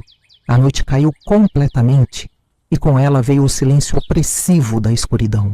De tanto em tanto, escutava os passos de alguém do lado de fora, provavelmente Zeca ou algum outro empregado designado para garantir que eu não escapasse. De repente, um ruído diferente, leve, quase imperceptível como o arranhar de um rato. Então, um sussurro urgente através da fresta sob a porta. Teresa, você está aí? Reconheci imediatamente a voz de Juvenal. Meu coração disparou enquanto me arrastava rapidamente até a porta, deitando-me no chão para aproximar minha boca da fresta. Juvenal, como... Ouvi os empregados cochichando. Disseram que você vai ser mandado embora amanhã. A urgência em sua voz era palpável, misturada com uma raiva contida que nunca havia notado antes. É verdade, confirmei, mantendo a voz o mais baixa possível. Seu pai me manda para a fazenda do seu tio no Triângulo. Por quê? O que aconteceu? Sua mãe descobriu sobre as aulas. Eles queriam saber quem estava me ensinando. Um breve silêncio. Você contou? Perguntou ele. Atenção evidente mesmo através daquele fino espaço entre a porta e o chão. Claro que não, respondi quase ofendida com a pergunta. Disse que aprendi sozinha. Ouvi seu suspiro de alívio, seguido por uma exclamação abafada de frustração. Isso é absurdo, vou falar com meu pai agora mesmo. Não, supliquei. Só vai piorar as coisas. Eles estão determinados a me mandar embora. E se você se envolver, vão saber que menti para protegê-lo. Mas não podemos deixar isso acontecer, insistiu ele. Tenho um plano. Vou tirá-la daqui esta noite. A proposta era tão inesperada que por um momento fiquei sem palavras. Como? Perguntei finalmente. Tenho as chaves da despensa. A porta dos fundos dá para o pomar. Posso distrair o vigia enquanto você escapa. Um amigo meu da faculdade tem uma chácara perto de Campinas. Podemos ir para lá e depois... Juvenal, interrompi, percebendo a loucura daquele plano nascido do idealismo juvenil. Pense bem, seu pai é um homem poderoso. Eles nos encontrariam em questão de dias. E então o quê? Você seria forçado a voltar. E eu nem ousei completar a frase. Não pode ser pior do que o que já planejam para você, argumentou ele, a voz tremendo de emoção. Na fazenda do meu tio, você vai trabalhar até a exaustão, sem chance de usar o que aprendeu, sem futuro. Suas palavras perfuraram meu coração porque continham a verdade que eu já conhecia. Mas havia algo mais, algo que ele, em sua juventude privilegiada, ainda não compreendia. Juvenal, pense em quem somos, disse, lutando contra as lágrimas que ameaçavam me sufocar. Você é o filho do Dr. Arlindo Mendonça. Eu sou a menina que foi trocada por 2 galinhas. Nossos mundos nunca foram feitos para se encontrar, exceto como patrão e empregada. Isso não importa para mim, insistiu ele, com a convicção apaixonada da juventude. Mas importa para o mundo, respondi, com a sabedoria amarga que a vida me ensinara cedo demais. E o mundo é mais forte que nós dois. Ouvi um som abafado, como se ele tivesse encostado a testa contra a porta em frustração. Então é isso? Você simplesmente aceita? Depois de tudo que aprendeu, de tudo que conquistou? A pergunta me atingiu como um desafio. Era verdade. Por que estava me conformando tão facilmente? Não havia lutado tanto para aprender, para crescer, para me tornar mais do que as circunstâncias de meu nascimento determinaram? Não, respondi, uma nova resolução firmando-se em minha voz. Não aceito.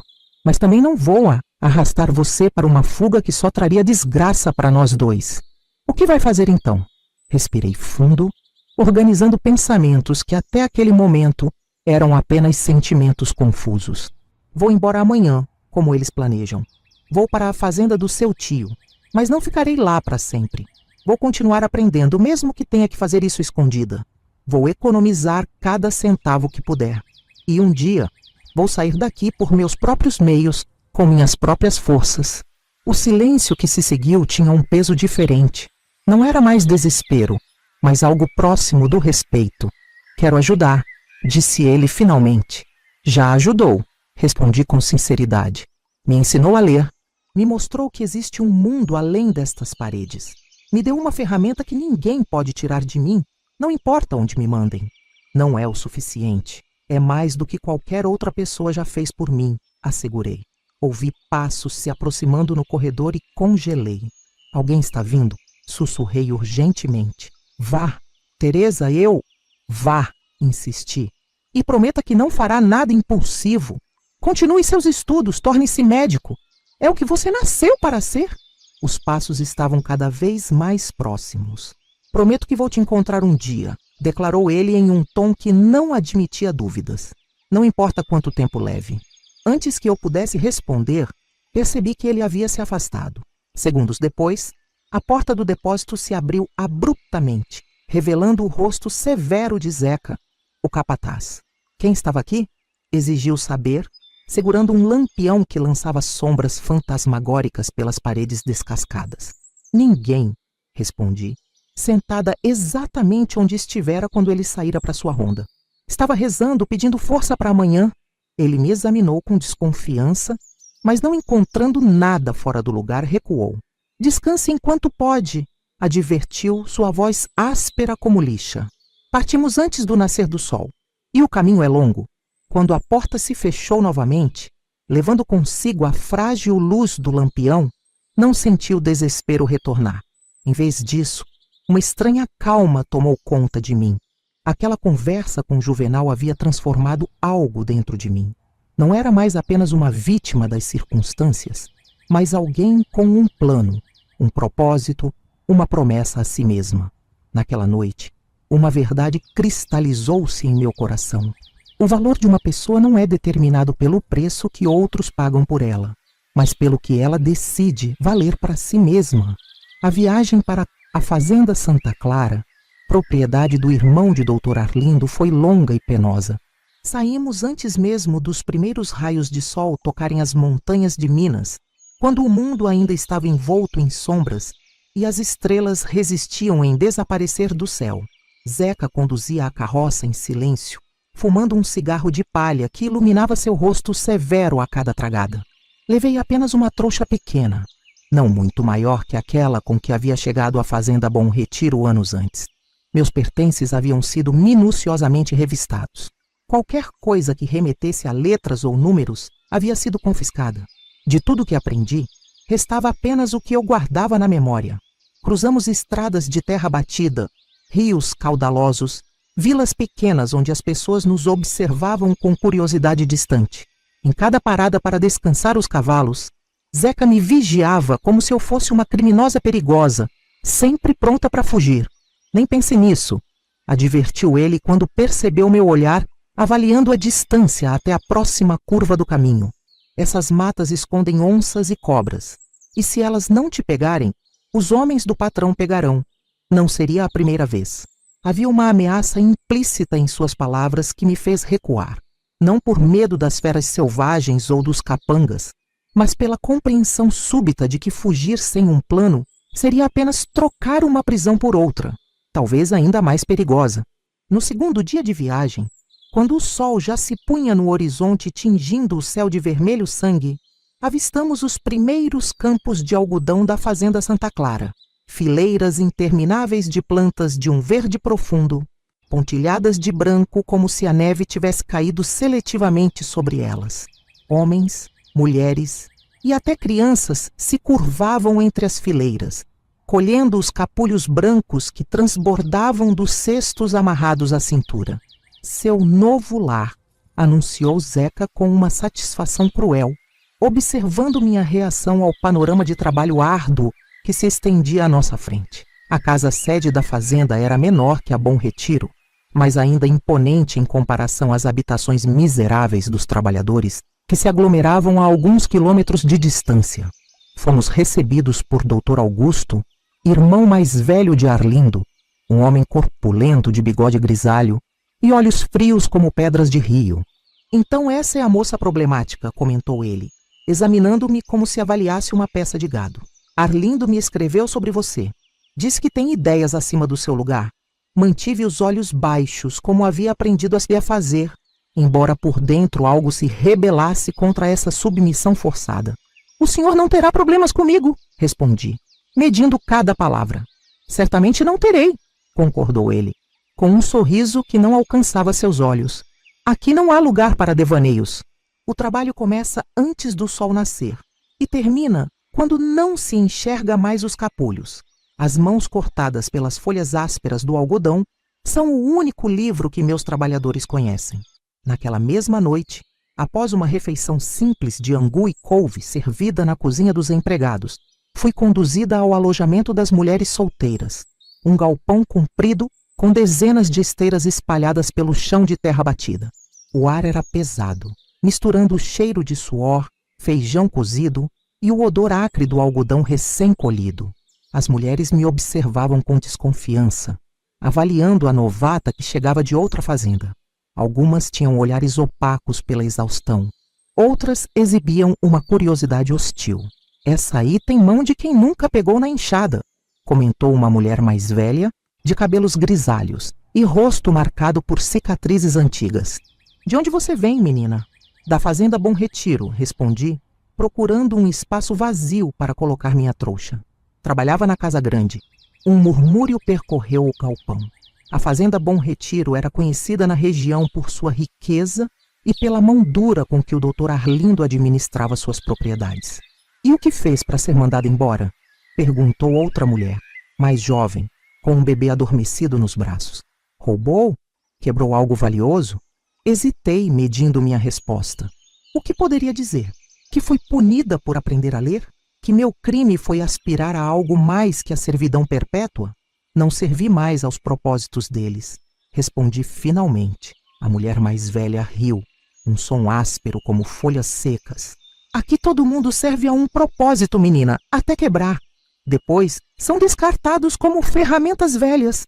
Naquela primeira noite, deitada numa esteira estreita, ouvindo a respiração pesada de dezenas de mulheres exaustas pelo trabalho, permiti-me chorar silenciosamente. Não por autocomiseração, mas pela magnitude do desafio que havia assumido. Como poderia manter minha promessa de escapar daquela vida, quando tudo ao meu redor era projetado para exaurir não apenas o corpo, mas também o espírito?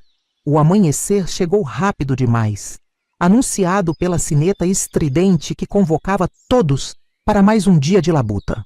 Levantei-me junto com as outras mulheres, lavei o rosto na água fria da bacia comunitária e recebi meu cesto para a colheita. Os campos de algodão se estendiam até o horizonte como um mar branco esverdeado. Ao meu lado, uma menina de não mais que 8 anos ajustava seu próprio cesto à cintura com a destreza de quem já conhecia bem aquele movimento. "Primeira vez?" perguntou ela, notando minha hesitação. Assenti, tentando imitar a maneira como ela amarrava o cesto. "As pontas das folhas cortam como navalha", advertiu ela, mostrando-me as próprias mãos calejadas e marcadas por cicatrizes finas. "Depois do 3º dia não dói tanto. A pele endurece." Segui sua orientação sobre como colher os capulhos sem ferir demais os dedos, agradecida pela pequena bondade em meio à hostilidade generalizada. No final daquele primeiro dia, minhas mãos estavam em carne viva, sangrando em diversos pontos onde as folhas afiadas haviam rasgado a pele. Meu cesto, menos cheio que os das outras colhedoras, rendeu-me olhares de desaprovação do capataz e a ameaça de redução na já minguada ração diária. À noite, enquanto uma das mulheres mais velhas aplicava uma pasta de ervas em minhas mãos feridas, permiti-me lembrar da conversa com Juvenal através da porta do depósito. Suas palavras sobre me encontrar um dia pareciam agora como um sonho distante, quase infantil em sua impossibilidade. "No que está pensando, menina da casa grande?" perguntou a mulher, notando meu olhar perdido. "Em promessas?" respondi vagamente. Ela sorriu, revelando uma fileira irregular de dentes amarelados. "Aprenda rápido, aqui não há lugar para promessas, apenas para sobrevivência." Deitei-me naquela noite com uma dor que ia além das feridas físicas. Era o peso esmagador da realidade contra a frágil esperança que havia nutrido. Como poderia continuar aprendendo, crescendo, quando cada fibra do meu ser seria consumida apenas para sobreviver até o próximo dia? Então, enquanto o silêncio da noite era quebrado apenas pelos suspiros exaustos e choro ocasional de crianças, fiz algo que não havia feito desde que perdera minha família. Rezei, não com as palavras decoradas do catecismo, mas com as minhas próprias, formadas lentamente em minha mente, letra por letra, como Juvenal me ensinara. "Não vou esquecer", prometi a mim mesma, traçando invisíveis letras no ar acima do meu peito. "Não vou desistir." E assim, no lugar mais improvável, entre pessoas quebradas por um sistema cruel, a menina que valia 2 galinhas começou a traçar seu caminho para a liberdade. Não com passos físicos, mas com a determinação silenciosa de quem descobriu que o verdadeiro valor está na capacidade de sonhar além das circunstâncias. Os anos nos campos de algodão da fazenda Santa Clara passaram como páginas de um livro difícil, lentamente, dolorosamente, mas inevitavelmente virando. Primeiro 1 ano, depois 2, e assim foram se acumulando. Mãos que antes sangravam diariamente desenvolveram calos grossos. A pele, antes clara por trabalhar dentro da casa grande, escureceu sob o sol inclemente. O corpo frágil ganhou músculos que desconhecia possuir. Adaptei-me porque não tinha escolha. Como a água que encontra caminhos entre as pedras, aprendi a fluir nas fendas do sistema que tentava me aprisionar. Durante o dia, era apenas mais um corpo curvado entre as fileiras intermináveis de algodão. À noite, quando todos dormiam exaustos, era a guardiã obstinada do conhecimento que ninguém poderia me tirar. Sem papel, sem lápis, sem livros, tive que desenvolver estratégias para não esquecer o que havia aprendido com Juvenal. Na terra úmida, perto do riacho onde lavávamos roupas aos domingos, traçava letras e palavras com um graveto, apagando-as rapidamente após memorizar seu formato. Nas noites sem lua, desenhava o alfabeto nas costas de outras mulheres que, como eu, ansiavam por algo além da existência embrutecedora que levávamos. Para que serve isso? Perguntou-me certa vez Conceição, uma moça mais jovem que eu, enquanto eu traçava palavras em suas costas suadas após um dia nos campos. Ler não enche barriga nem alivia dor. Serve para lembrar que somos gente, respondi simplesmente. Gente com pensamentos que vão além destes campos. Com o tempo, formou-se um pequeno grupo de mulheres que se reuniam em segredo, não para conspirar contra os patrões. Isso seria suicídio, mas para aprender. Alfabetizei 6 mulheres e 3 crianças durante aqueles anos. Nossos livros eram as histórias que contávamos umas às outras, nossas canetas eram os dedos calejados, nosso papel era a memória coletiva que cultivávamos como tesouro precioso. Dr. Augusto nunca soube dessas aulas clandestinas. Para ele, eu era apenas uma trabalhadora silenciosa que cumpria sua cota diária sem causar problemas. Aos olhos do poder, me tornei invisível e nessa invisibilidade encontrei espaço para crescer. No 4º ano na Fazenda Santa Clara, veio a oportunidade que eu tanto esperava. A esposa do Dr. Augusto, Dona Hermínia, procurava uma empregada para trabalhar na casa-sede. A anterior havia partido para se casar com um comerciante de uma vila próxima. Entre as mulheres dos campos, poucas tinham experiência com o serviço doméstico. Trabalhei na casa grande da Fazenda Bom Retiro por anos. Mencionei casualmente para a supervisora quando soube da vaga. Sei cozinhar, limpar, passar, cuidar de crianças. Não mencionei que também sabia ler e escrever. Algumas habilidades são mais valiosas quando mantidas em segredo. Assim, aos 22 anos, deixei os campos de algodão para retornar ao ambiente doméstico. Minhas mãos, mesmo após semanas de ungüentos e cuidados, nunca voltaram a ser macias. A pele permaneceu grossa, marcada por cicatrizes finas como linhas de um mapa, o mapa da minha própria história. A vida na casa-sede era incomparavelmente mais fácil que nos campos, mas também mais vigiada. Dona Hermínia era uma mulher detalhista e exigente. Tinha olhos de lince para a menor imperfeição. Uma mancha na toalha de mesa, um grão de poeira no aparador, uma flor fora de lugar no arranjo do centro da sala. Mas, diferentemente de Dona Eugênia, não era cruel. Era apenas uma mulher que compensava sua própria insignificância no casamento, controlando obsessivamente seu pequeno reino doméstico. Foi nas estantes da biblioteca raramente usada que encontrei meu verdadeiro tesouro. Enquanto espanava os volumes empoeirados que o Dr. Augusto mantinha mais por ostentação que por interesse, descobri que podia ler alguns títulos quando estava sozinha. Primeiro, apenas algumas páginas roubadas durante a limpeza, depois capítulos inteiros nas noites em que os patrões saíam para jantares ou festas. Lia tudo: romances, história, geografia, até mesmo os livros de contabilidade da fazenda que encontrei no escritório. Foi nos números das colheitas, nas anotações sobre vendas e compras, que comecei a entender verdadeiramente o sistema que sustentava aquelas fazendas. Vi como nosso trabalho gerava riqueza que nunca chegava às nossas mãos, como éramos mantidos exatamente no limiar entre a sobrevivência e a fome, garantindo nossa dependência perpétua. Compreendi também algo que mudaria minha vida. O mundo estava mudando.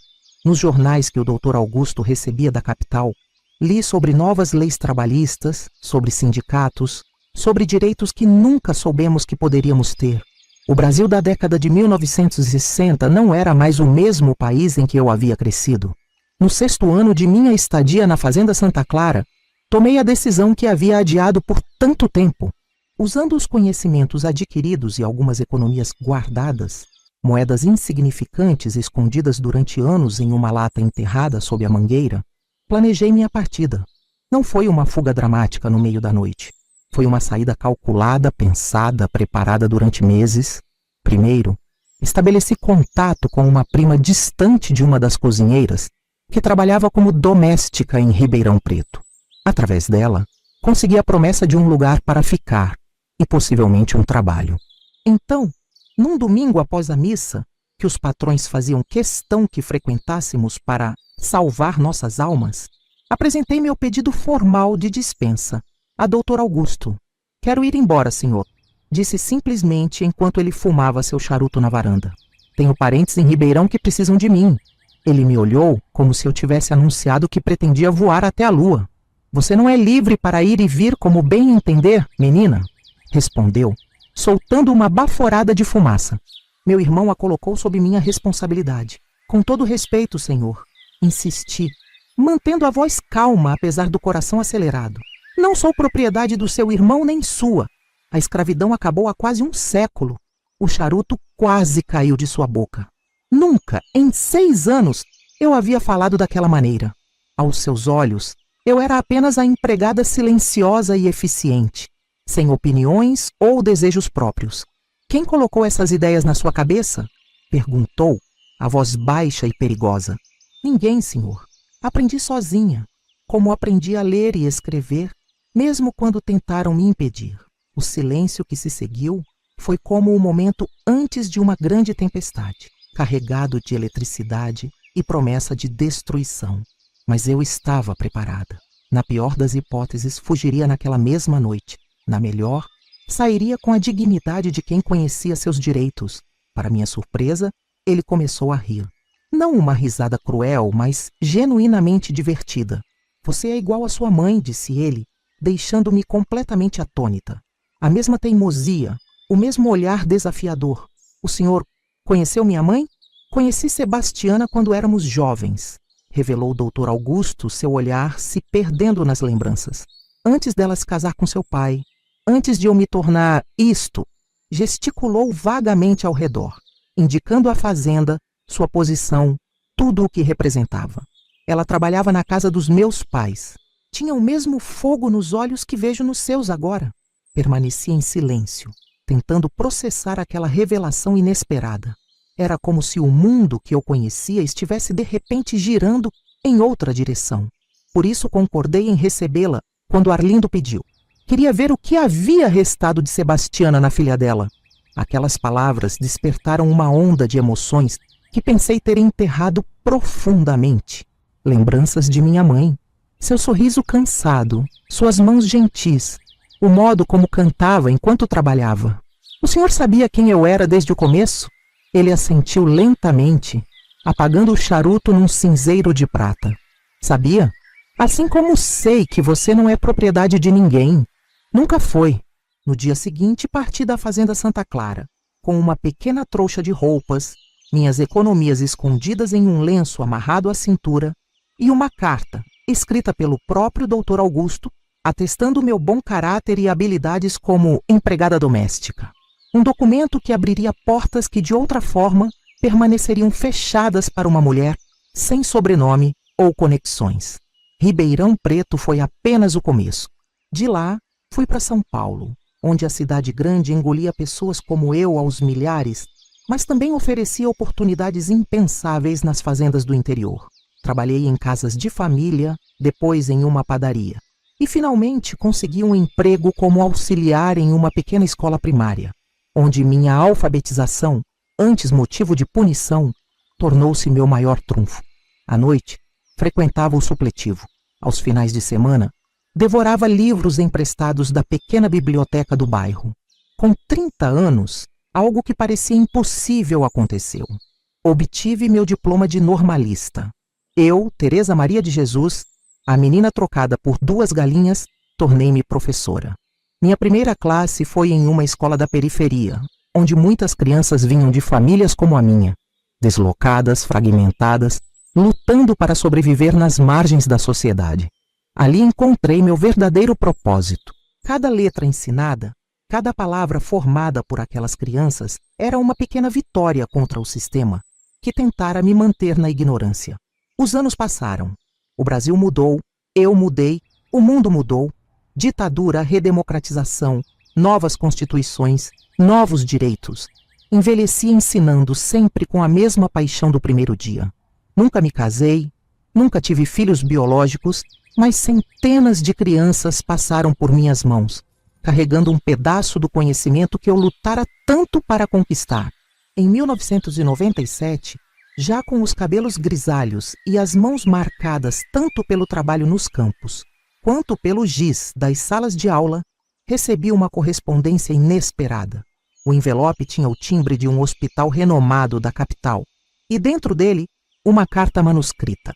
Prezada senhorita Teresa Maria de Jesus, talvez não se lembre de mim. Meu nome é Juvenal Mendonça, filho de Arlindo e Eugênia Mendonça, da fazenda Bom Retiro. Por décadas tenho procurado notícias suas, sem sucesso. Somente agora, através de uma incrível coincidência, uma paciente minha que foi sua aluna há anos, consegui seu endereço. Gostaria imensamente de reencontrá-la, se assim permitir. Tenho muito a lhe dizer e mais ainda a lhe agradecer. Aguardo sua resposta, Dr. Juvenal Mendonça. O encontro aconteceu num café no centro de São Paulo. Ele, um senhor respeitável de meia idade, diretor de um hospital beneficente. Eu, uma professora aposentada que dedicara a vida a ensinar aqueles que, como eu, um dia, não tinham acesso ao conhecimento.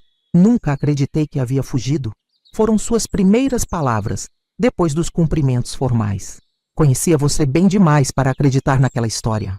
Sua mãe era muito convincente, respondi, observando as marcas que o tempo deixara em seu rosto. Antes tão jovem em minhas lembranças. Ela confessou tudo, anos depois, no leito de morte. Pediu perdão pelo que fizera com você. E você perdoou? Ele hesitou, como se nunca tivesse considerado realmente aquela questão. Não era meu perdão para dar, respondeu finalmente. Era o seu.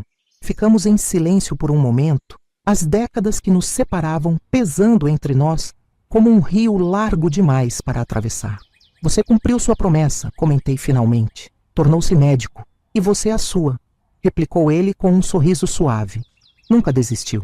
Conversamos por horas naquela tarde, sobre os caminhos que nossas vidas haviam tomado, sobre o que aprendemos, sobre como o mundo havia mudado e o quanto ainda precisava mudar. Não havia ressentimentos. O tempo é um grande mestre, e eu havia aprendido que carregar mágoas é como beber veneno e esperar que o outro morra. Antes de nos despedirmos, ele me entregou um pacote embrulhado em papel pardo. — O que é isso? — perguntei surpresa. — Algo que pertence a você há muito tempo. Quando abri, encontrei o velho dicionário que usávamos em nossas aulas secretas. Aquele que Dona Eugênia havia confiscado tantos anos antes. Como? Estava entre as coisas da minha mãe quando ela faleceu, explicou ele. Acho que nunca teve coragem de destruí-lo, apesar de tudo. Hoje, sentada na varanda da pequena casa que consegui comprar com minha aposentadoria, folheio aquele mesmo dicionário.